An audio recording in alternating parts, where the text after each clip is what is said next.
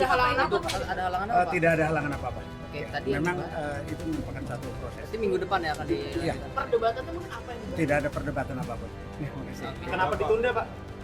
Ditunda ini. Ada berkas yang kurang? Tidak ada. Kita semua sudah lengkap.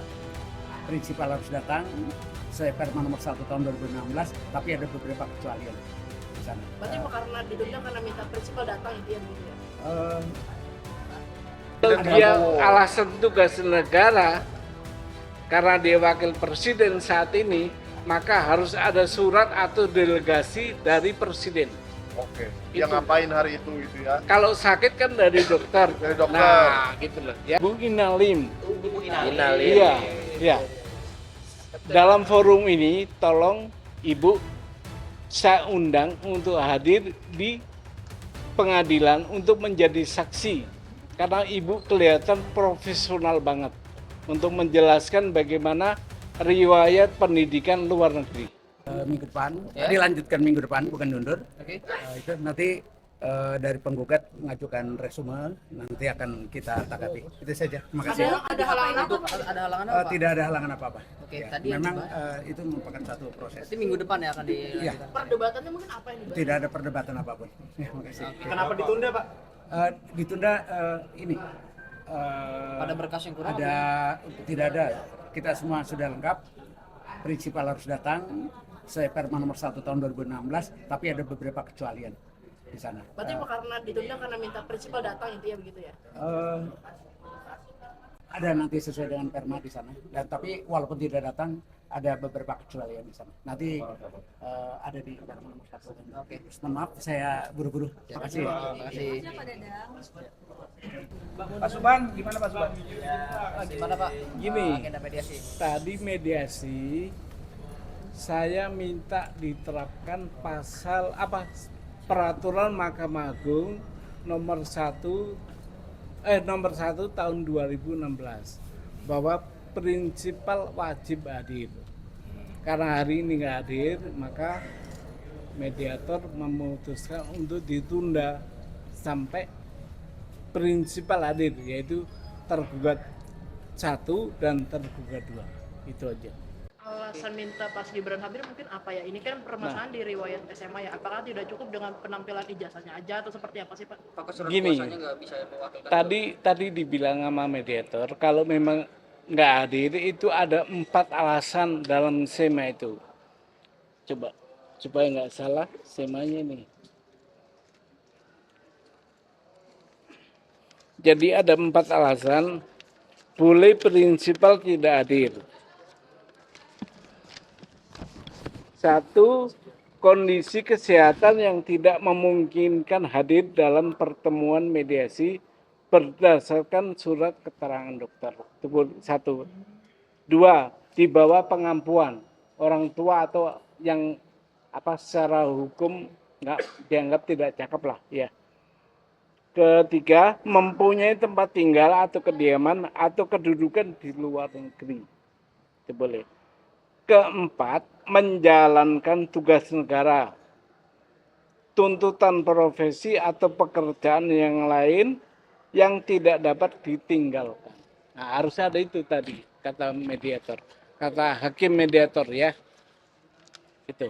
Oke, berarti minggu depan dijadwalkan di hari yang sama. Minggu depan dijadwalkan hadir dan penggugat diminta untuk membuat proposal perdamaian. Itu. Mas, misal nanti minggu depan Mas Gibran datang, apa sih yang ingin mungkin Bapak perdalam? Mungkin apakah ada data-data khusus yang Bapak minta untuk dibawakan sekalian? Gini, karena data itu udah berserakan, udah melimpah di teman-teman ya, udah banyak data itu ya. Jadi nanti kita simpel aja, minta nggak perlu data lagi, tinggal mau damainya gimana itu, ya. Nggak perlu data lagi karena data akan dibuat yang sekarang melimpah di media massa, di media sosial, udah banyak tahu kan. Nah, tapi nanti itu saya coba kalau sampai pembuktian, saya bawa ke ranah pembuktian itu, ya. Jadi Bapak sendiri mau berdamai atau tidak? Gini, saya berkali-kali menyatakan karena ini adalah cacat bawaan, bagaimana saya bisa damai? Bukan saya yang damai. Maka dia yang harus berdamai. Satu-satunya cara mundur. Itu. Berarti syarat damainya nanti malah justru minta Mas Gibran mundur gitu, Pak. Di proposal damainya. Nah nanti deh, proposalnya nanti aja untuk minggu depan ya. Saya belum buat gimana. Tapi itu yang saya gugat ini adalah cacat bawaan. Dari awal saya bilang cacat bawaan. Kalau saya damai dimarahi warga negara kan, ya kan? Bagaimana? Nah itu, maka satu-satunya cara karena menurut saya cacat bawaan di pendidikannya, itu pendidikan itu syarat subjektif loh. Jadi melekat. Kalau itu nanti bisa diselesaikan ya dengan cara apa? Ya sekolah lagi, kan gitu kan? Nah itu terlanjur, menurut saya pendidikannya nggak cukup, undang-undangnya itu nggak cukup memenuhi itu. Itu ya. Oke? Cukup? Ya. Oke, makasih. Ketemu lagi minggu depan ya. Hari Senin ya Pak ya? Apa tuh? Iya, makasih Pak. Pak Subhan boleh saya? Iya. Terima kasih Pak Subhan. Oke. Izin Pak. Bukan.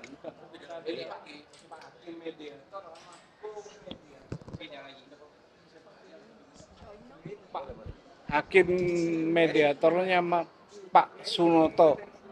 Pak Sunoto, ya. Waktunya boleh.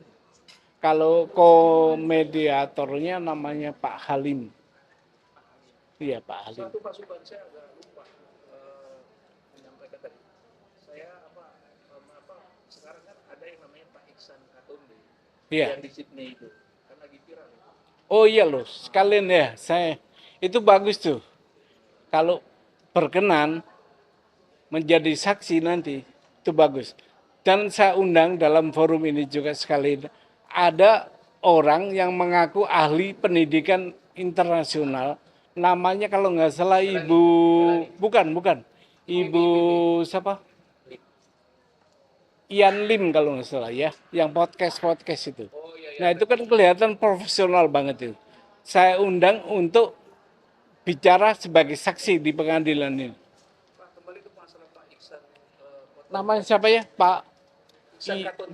Bukan, yang ibu-ibu itu. Ibu itu ada lim-limnya. Pak. Ya, ibu itu, ya. Ada dua Pak, ada Bu Melani. Bukan yang Ibu Melani. Ibu Melani itu analisanya bagus. Tapi ya udah biarin dah. Beliau PNS kali ya. Ya. Tapi kembali ke Pak Iksan tadi Pak, Bapak berkenan untuk bertemu dengan Pak Iksan Katonde dan di Sydney. Oh, dengan senang hati Pak. Nggak apa-apa ketemu. Bila perlu menjadi saksi Pak.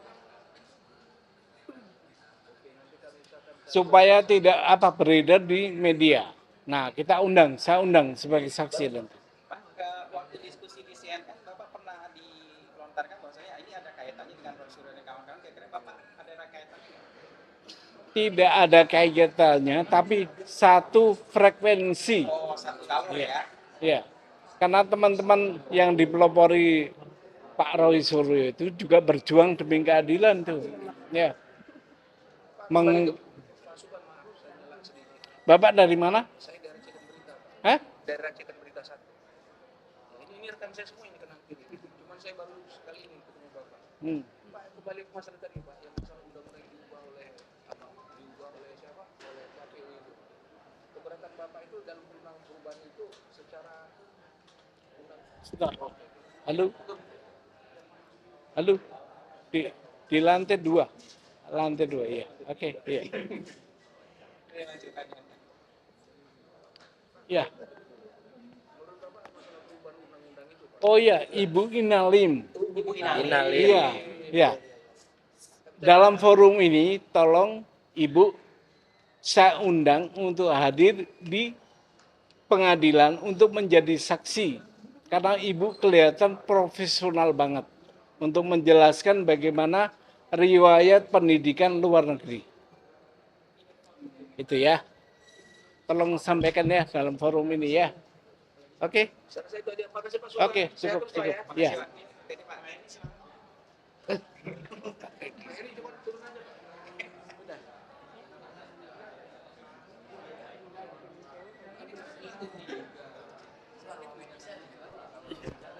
Pak sehat-sehat ya Pak.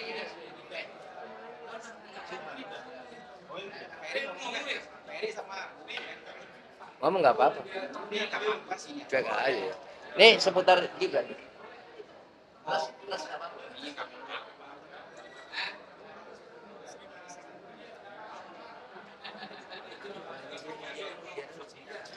Sini Pak, sini Pak. Mas ini Pak. Gimana? Iya, nggak apa-apa. Iya. Pak izin Pak, kami dari mau pertanyakan dari proses mediasi tadi.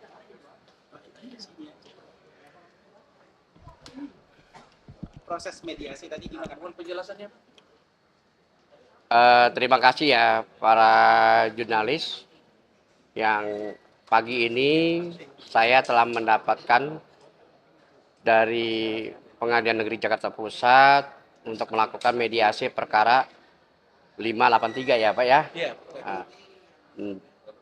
Penggugat hadir secara langsung tanpa kuasa dan tergugat 1 dan tergugat 2 hadir melalui kuasa. Dan saya hanya menjalankan sesuai dengan SOP berdasarkan Perma 1 2016 ya. Saya menjalankan sebagaimana seorang mediator untuk dapat memberikan solusi-solusi dan memberikan jalan keluarnya agar ini tidak berkepanjangan. Nah, tadi saya sudah sampaikan juga kepada penggugat untuk membuat semua apa yang diinginkan, ya. Dan kemudian juga penggugat ada permintaan untuk dihadirkan oleh penggugat, minta dihadirkan tergugat 1 dan tergugat 2 yang mempunyai kepentingan dan bisa mengambil keputusan terhadap dalam perkara 583 itu.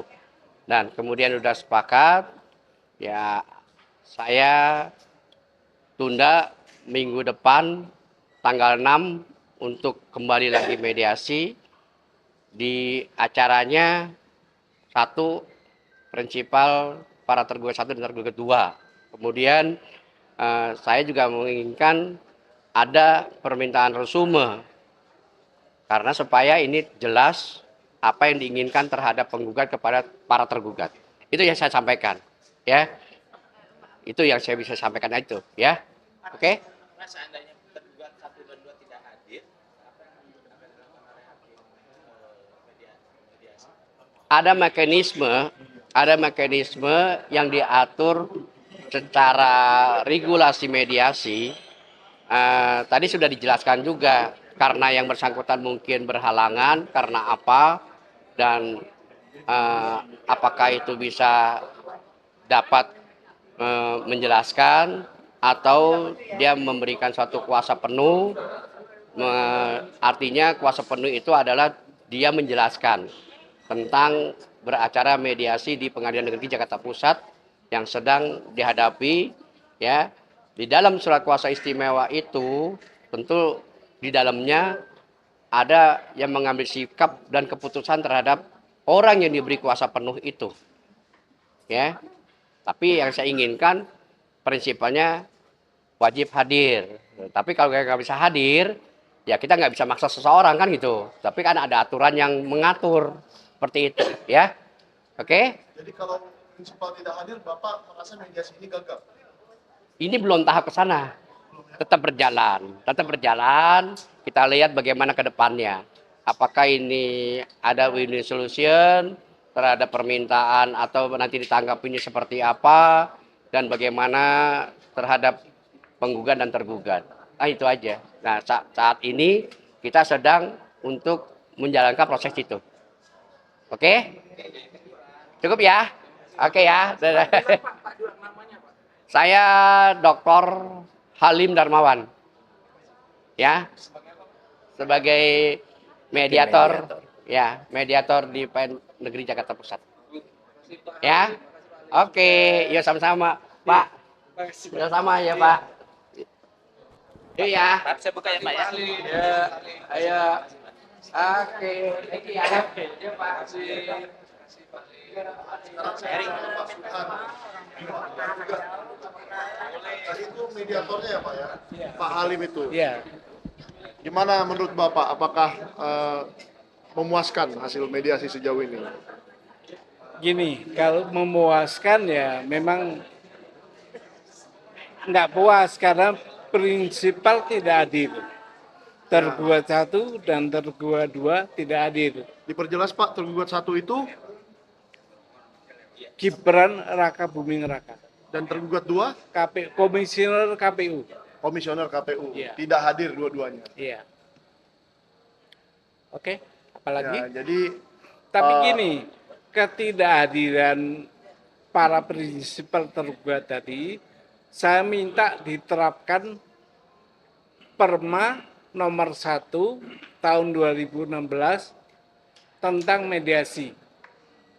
Bahwa prinsipal wajib hadir gitu. wajib hadir. Berarti kalau tidak hadir dianggap Ya nanti karena nanti mediator yang menyimpulkan gitu deh. menyimpulkan Ya. bahwa mungkin mereka tidak hadir itu berarti mereka tidak menghargai proses ini gitu ya kira-kira. Tapi dalam perma itu dikategorikan boleh tidak hadir ada 4. Salah satunya ada 4 itu, 1 sakit Ya. dalam kondisi pengampuan, berada di luar negeri, dan terakhir tugas negara atau profesi yang tidak dapat ditinggal. Mungkin yang nomor 4 itu yang akan dipakai ya. Itu kita lihat nanti. Kalau nomor 4 yang dipakai, saya minta ada surat juga dari presiden. Karena wakil presiden itu pasif, kewenangannya belum bisa dipakai. Oke, Gitu. jadi harusnya dapat surat dari Pak Kalau Presiden dia Prabowo. alasan tugas negara, karena dia wakil presiden saat ini, maka harus ada surat atau delegasi dari presiden. Oke, dia Itu. ngapain hari itu gitu ya. Kalau sakit kan dari dokter. Dari dokter. Nah, gitu loh. Ya, Oke Pak, oke. siap. Jadi ini Itu. minggu depan masih sidang mediasi lagi Pak? Masih sidang mediasi menyampaikan proposal Menyampaikan proposal. damai. Proposal damai ya Pak? Ya, oke. Oke lah Pak, Oke. semoga Bapak tetap berjuang Nah, terus. Tabahlah meskipun tidak Gini, pernah datang ya. melalui sampean, saya pengen mengundang Ibu Inalim. Yang kelihatan kan fasih banget itu. Keahlian dia itu dibutuhkan untuk menjelaskan bagaimana pendidikan luar negeri dilaksanakan. Oke, Saya undang untuk menjadi saksi saya di pengadilan daripada bicara di medsos. Ya. Nah, itu lebih daripada podcast-podcast ya betul lah. gitu ya. Ibu Nalim, monggo. Karena saya nggak tahu alamat ibu, melalui ini saya mengundang ibu untuk menjadi saksi di perkara ini. Oke Pak, jadi Ya. saksi dari pihak Bapak ya? Boleh saksi saya lebih bagus, saksi dari pihak tergugat juga boleh. Boleh juga. Iya. Ya. Soalnya kan beliau mengatakan, Bukan, saya lihatnya fasih. iya, Ya, beliau kayaknya ahli tentang tentang perkara pendidikan ini, ya. luar negeri. Iya. Ya. Oke. Betul. Udah ya? Oke Pak, terima kasih. Izin Di Pak. bawah nggak? Oke, mantap. Sorry, tasnya. Ya, oke. Oke Pak. Oke, makasih. Dengan Pak Subhan Palal ya, penggugat ijazah Gibran. Ini punya siapa? Ya, punya saya. Oh iya. Ya. Oke Pak. Oke. Berjuang terus Pak. Ya. Iya Pak. Iya. Siap. Ya, makasih.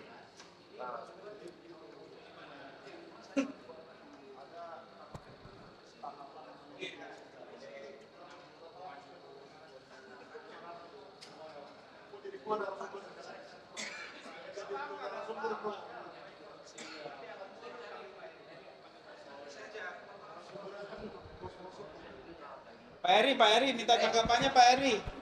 Oh iya boleh. Ayo. Iya. Sama kita. Saya poin nih, saya langsung poin ya. Kalau sama-sama boleh kita. Ya, jadi kalau saya kan sebagai wartawan melihat bahwa proses pengadilan ini tidak dianggap serius oleh Mas Gibran gitu loh. Kan dia nggak datang. Nggak datang. Beberapa kali. Udah keberapa kali nih Pak dia nggak datang? Udah 3 kali nih, Udah 3 kali nggak datang. 3 kali. Ya, kalau lagu jangan sampai 3 kali ya. Iya. Kalau lagu.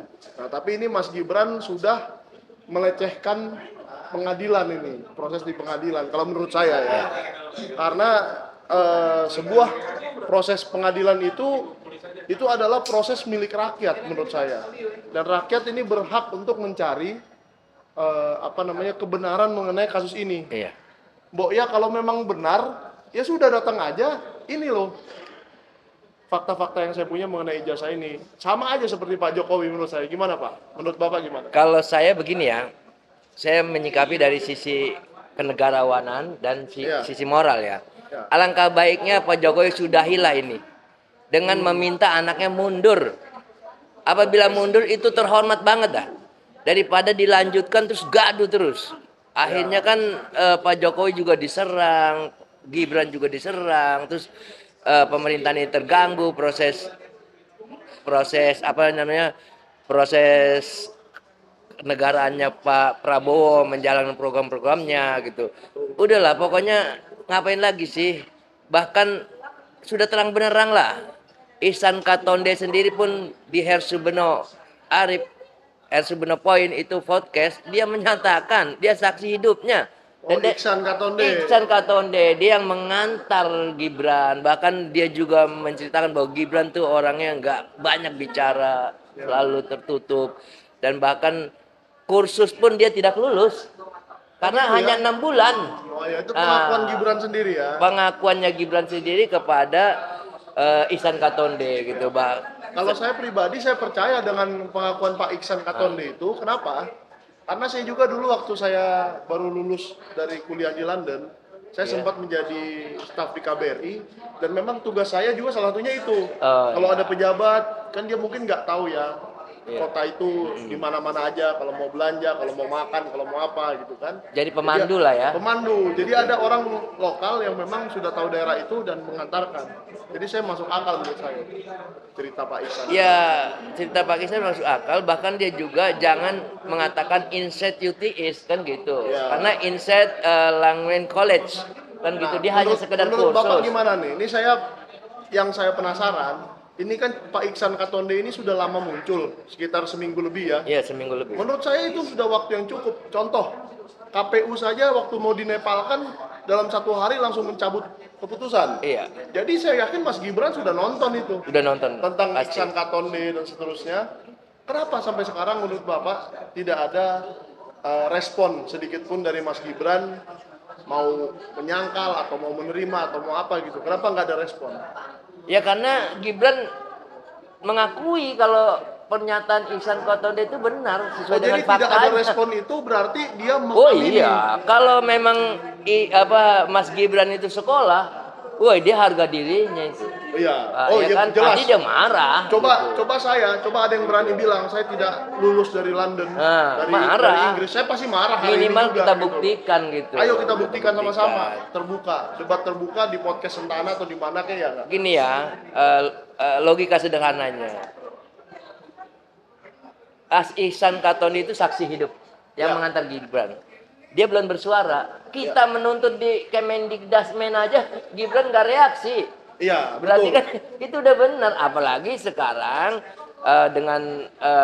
dengan speak up-nya Mas Ihsan Katonde itu sebagai saksi yang benar-benar di Australia, malah tambah memperkuat. Makanya dia nggak reaksi. Soal gitu. Kemendikdasmen ini kan sedikit ya saya ulang sedikit. Kemarin itu kami pergi ke sana bersama Bang Rizwan dan Pak Roy Suryo dan meminta penjelasan mengenai surat penyetaraan, surat keterangan itu yang dikeluarkan oleh Kemendikdasmen, Kementerian Pendidikan Dasar Menengah. Nah, itu susah banget sekarang namanya.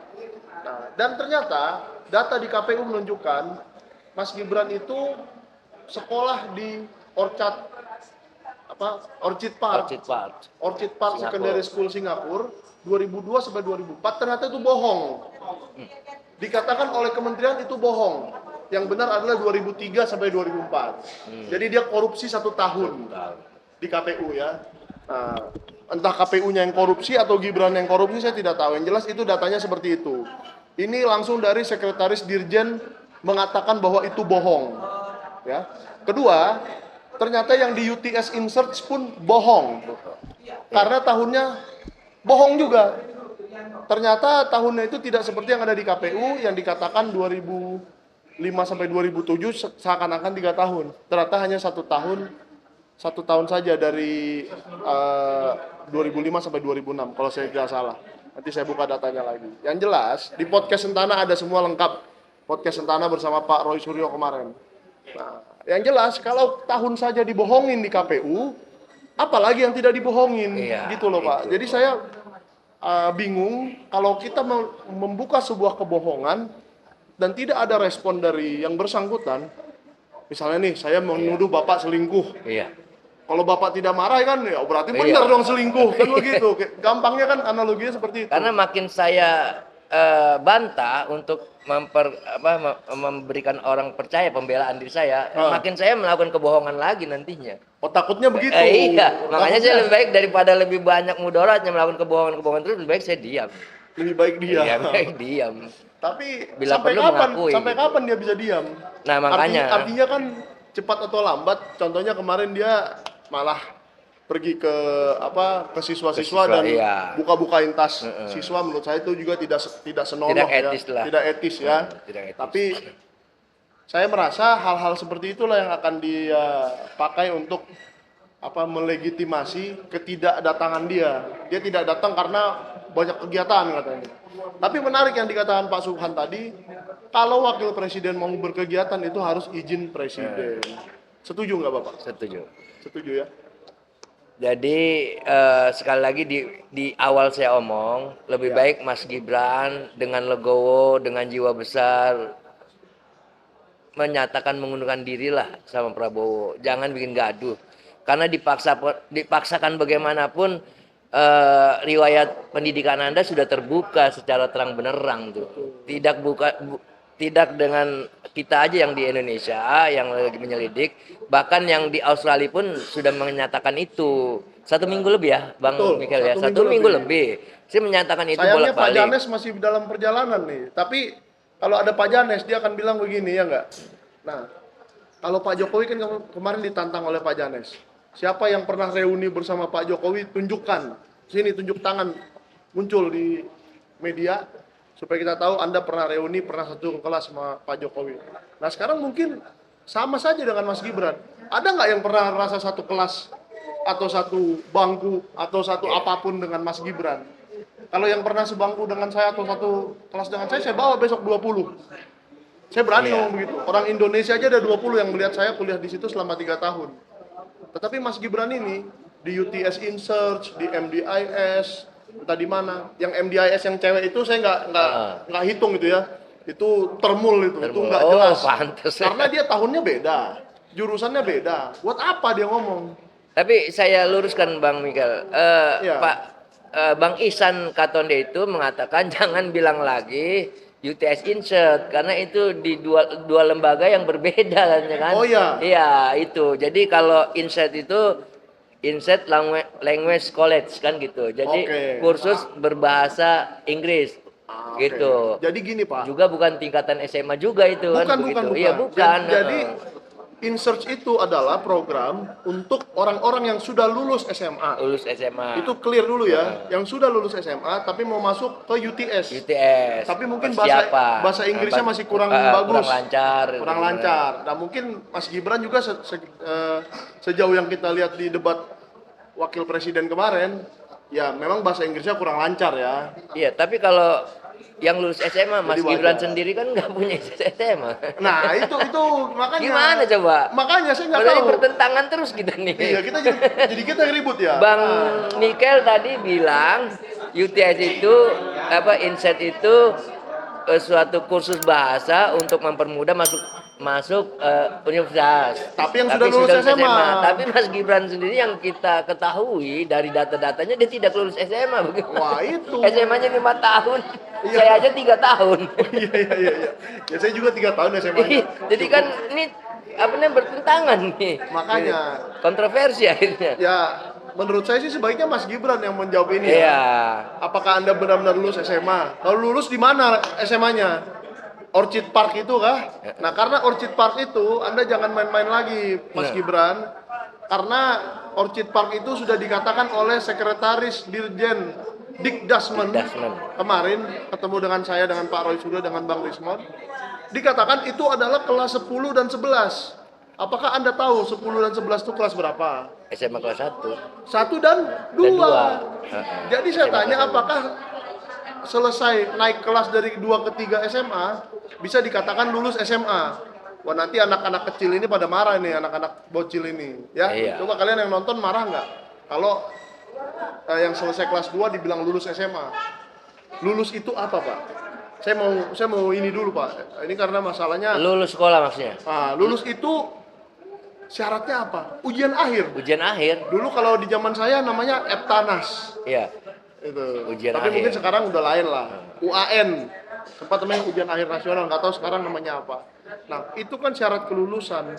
Mas Gibran ini ada nggak nilai ujian akhirnya gitu Nah, loh, kan? makanya. Meskipun di Singapura ada juga, Pak. Ada pasti karena ada kan ujian setiap akhirnya. riwayat pendidikan itu pasti terregistrasi kan begitu. Betul. Gitu. Nah, itu masih banyak yang nonton. Berapa?